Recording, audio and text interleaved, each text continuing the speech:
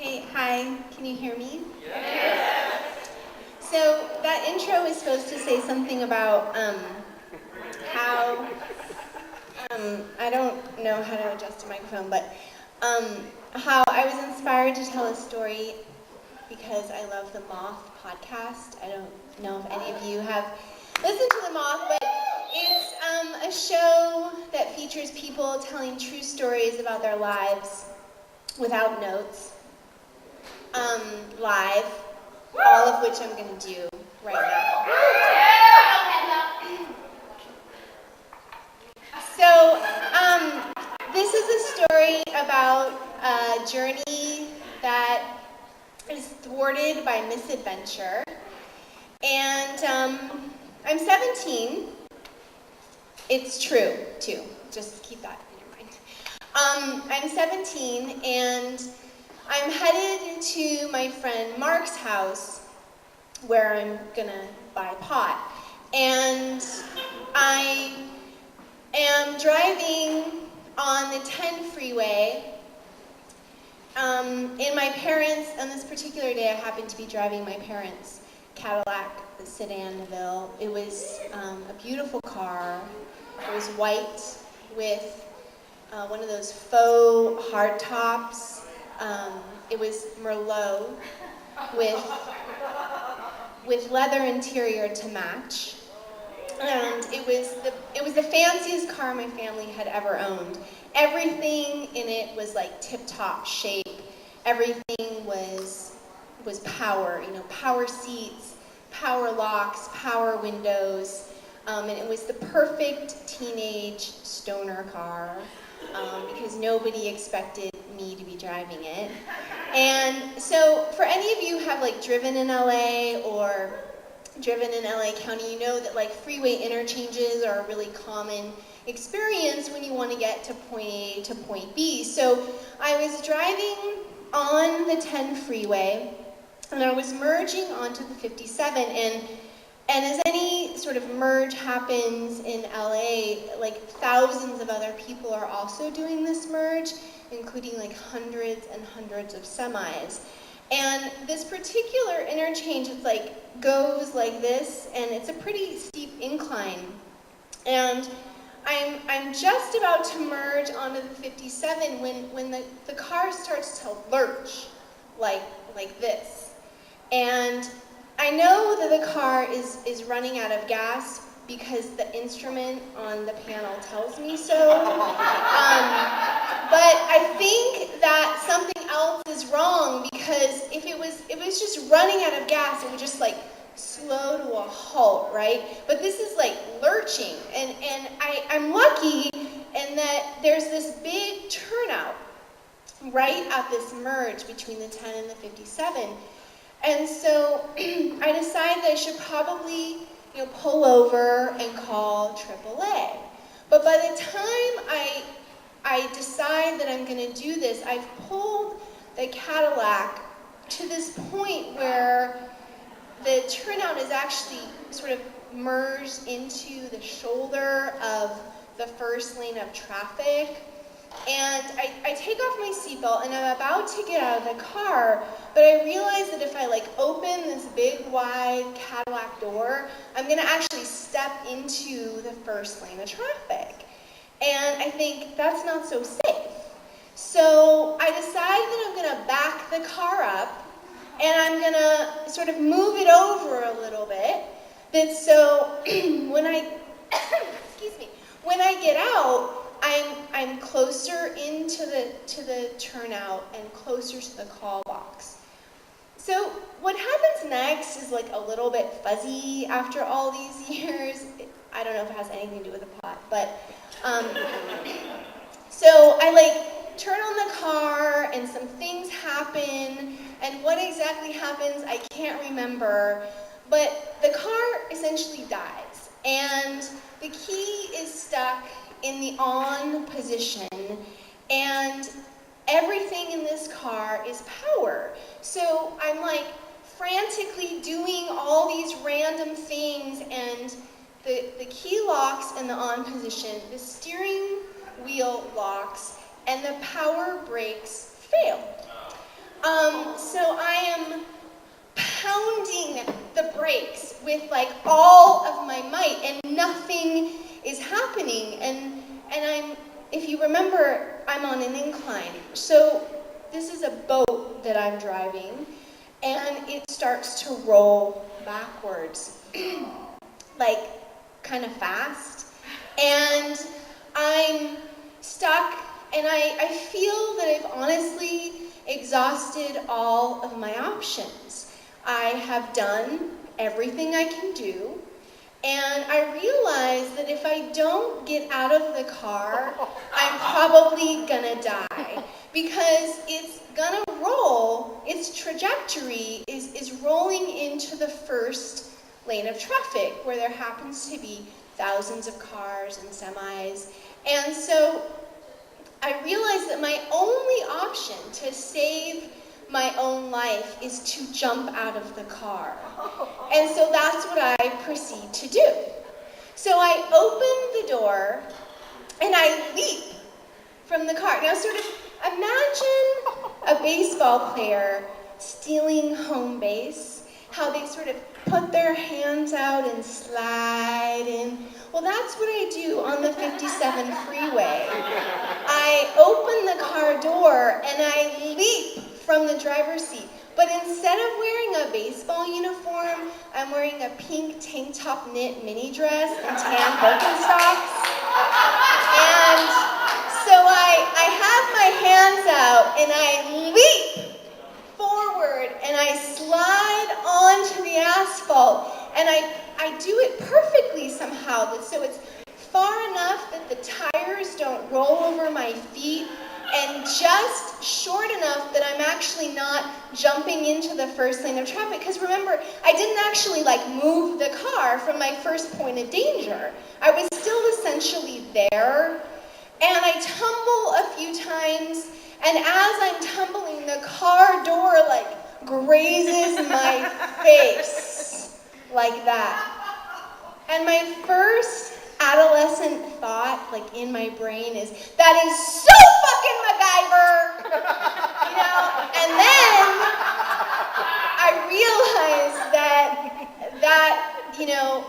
just because I'm safe, other people aren't safe, because my car is still rolling out of control on the freeway.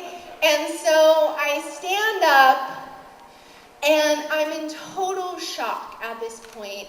And all I can do, I'm just paralyzed with fear, is I'm like holding my hair in my hands, and I'm like, oh my God, oh my God, oh my God, my parents are going to kill me, oh my God. And I'm not a religious person, but like divine intervention happened that day, because out of nowhere, the car, which was headed directly into the first lane of traffic, does this like huge left turn, and it has so much momentum by this point that it like heads up an embankment, the hillside where the turnout was sort of next to, and it rolls a few feet and it stops. And I'm like, oh my God. I'm just like standing there in my mini dress, and I'm like, oh my God. And it's at that time that I become cognizant of other sounds around me. Oh my God. Oh my God. Holy shit, little lady, I thought you were dead. And I turn around. Oh, and there's this guy standing there in like faded 501s and work boots and suspenders and a plain white Hanes t-shirt that's like covered in sweat stains and food stains, and the shirt doesn't quite like cover his muffin top, you know? And I look into his eyes and I just like bury my head in his big fat belly, and I just bawl my eyes out, you know? And he doesn't know what the fuck just happened. He's like, all I know is some teenager just jumped out of a fucking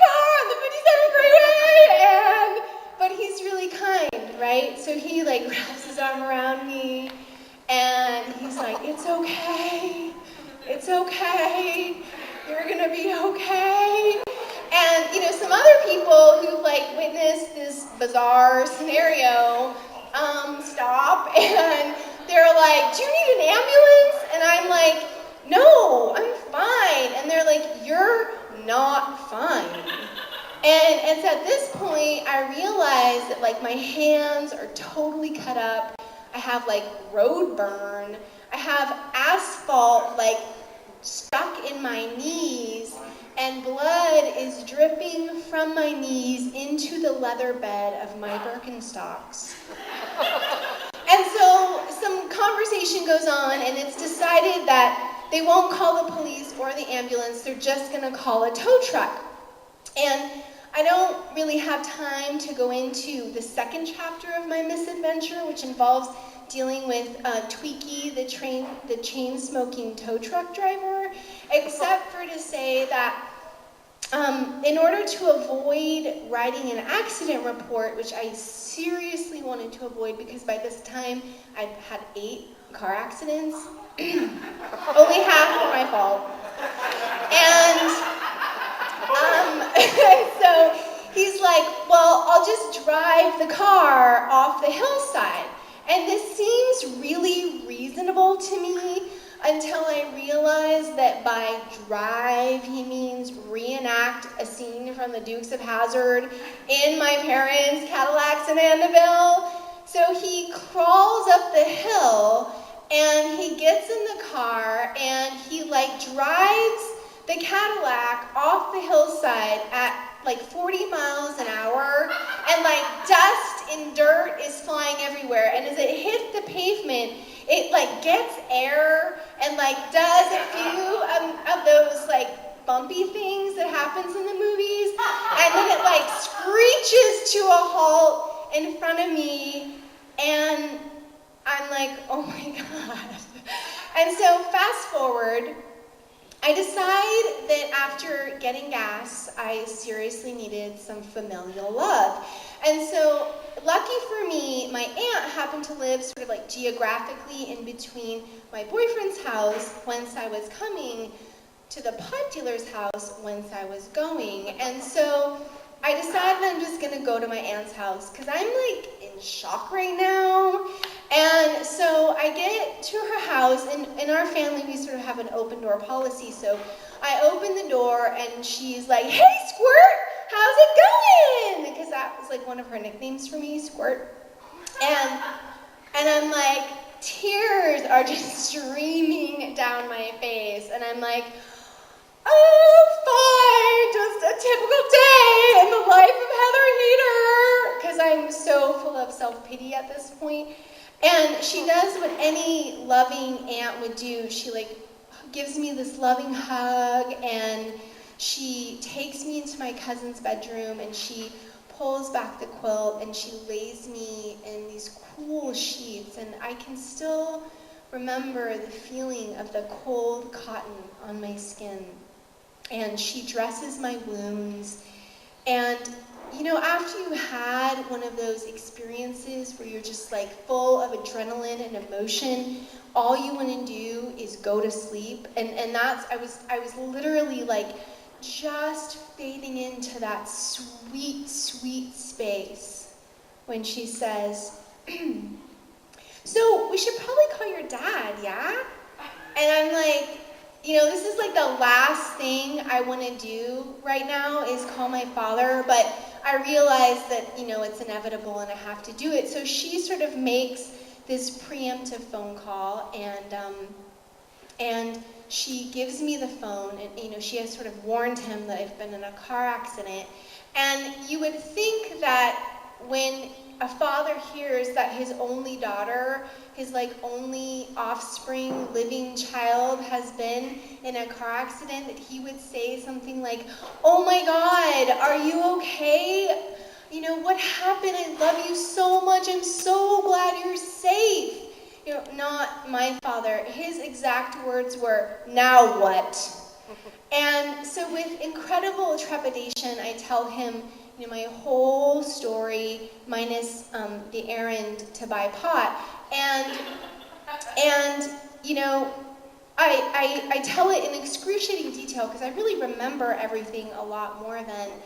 And he, after the end of my tale, he takes this really, really deep breath and lets out this incredible sigh. It's very sort of paternalistic, and it's really filled with a lot of like love and like loathing for my stupidity. And he just says, "Heather, why didn't you just use the emergency brake? Thank you."